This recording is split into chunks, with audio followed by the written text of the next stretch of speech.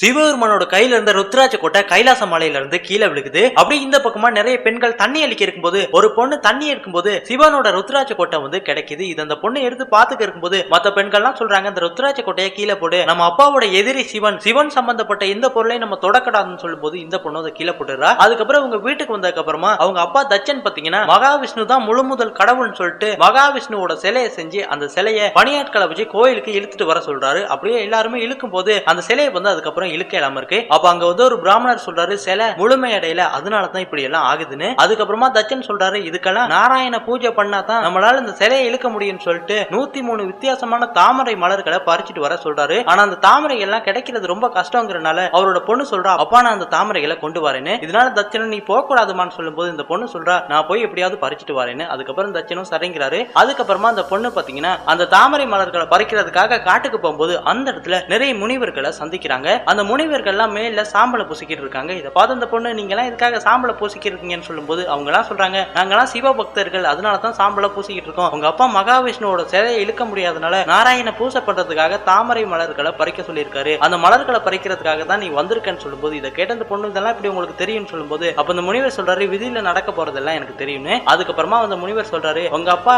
அந்த மகாவிஷ்ணுவோட சிலை பக்கத்துல சிவலிங்கத்தை வச்சாதான் பூரணம் அடையும் சொல்லும்போது இதை கேட்ட அந்த பொண்ணு ரொம்பவே கோவப்படுறா. அதுக்கப்புறமா முனிவர் கோவப்படாதமான்னு சொல்லிட்டு அவரோட மனைவி கிட்ட அந்த மலர்களை கொடுக்க சொல்றாரு. அதுக்கப்புறம் இந்த பொண்ணு மலர்களை எடுத்துட்டு வீட்டுக்கு வரா. இதை பார்த்து அப்பாவும் ரொம்ப சந்தோஷப்பட்டு என் பொண்ணு சாதிச்சிட்டான்னு சொல்றாரு. அதுக்கப்புறம் நாராயண பூசை பண்ண ஆரம்பிக்கிறாங்க. அப்ப அந்த இடத்துல ஒரு பிராமணர் வந்து சொல்றாரு, உங்க அப்பா என்னதான் பூசை பண்ணாலும் மகாவிஷ்ணு பக்கத்துல சிவன் சிலை வைக்கிற வரைக்கும் எதுவுமே நடக்காதுன்னு சொல்லும்போது இந்த பொண்ணு அந்த சிவன் சிலை எங்க இருக்குன்னு சொல்லும்போது உடனே அவர் அந்த சிவன் சிலையை கொடுத்து இது அவங்க அப்பாவுக்கு தெரியாம அந்த மகாவிஷ்ணு சிலை பக்கத்துல வச்சிருன்னு சொல்லும்போது உடனே இந்த பொண்ணு அந்த சிலையை கொண்டு போய் மகாவிஷ்ணு பக்கத்துல வைக்கிறா. அதுக்கப்புறமா சிலையை இழுக்க ஆரம்பிக்கிறாங்க. ஈஸியா இழுக்க முடியுது. இதனால தச்சன் ரொம்ப சந்தோஷப்பட்டு மகாவிஷ்ணுவை கும்பிடும் போது பக்கத்துல சிவன் சிலை இருக்கிறத பார்த்து கோவப்பட்டு இந்த சிலை யாரு இங்க வச்சதுன்னு சொல்லி சண்டை போடும்போது அந்த இடத்துல சதி வந்து நான் தான் வச்சேன்னு சொல்லும்போது இதனால தச்சன் கோவப்பட்டு நீ அவமானப்படுத்திட்ட, அதனால உனக்கு தண்டனையா 1003 தாமரை மலர்கள் நீ பறிச்சுட்டு வரணும்னு சொல்லும்போது சதியும் அதை ஏத்துக்கிட்டு காலில் இருந்த பாதனைகளை கழட்டி போட்டு காட்டுக்குள்ள மலர்களை பறிக்கிறதுக்காக போறா. இப்படியே ரொம்ப நேரமாகியும் காணா. கடைசியா சதி அந்த இடத்துல வந்து மயங்கி விழுகிறா. அப்படியே பாத்தீங்கன்னா அவ சொன்ன மாதிரி நிறைய மலர்களை பறிச்சுட்டு வந்திருக்கா. அதுக்கப்புறமா தச்சன் சொல்றாரு, என்ன மீறி யார் எது பண்ணாலும் அவங்களுக்கு தண்டனை நடந்தே தேரும்னு. அப்ப அந்த இடத்துல சிவபெருமான வழிபடுற முனிவர்கள் வந்து தச்சன் நீ தவறு மேல தவறு பண்ணிருக்க,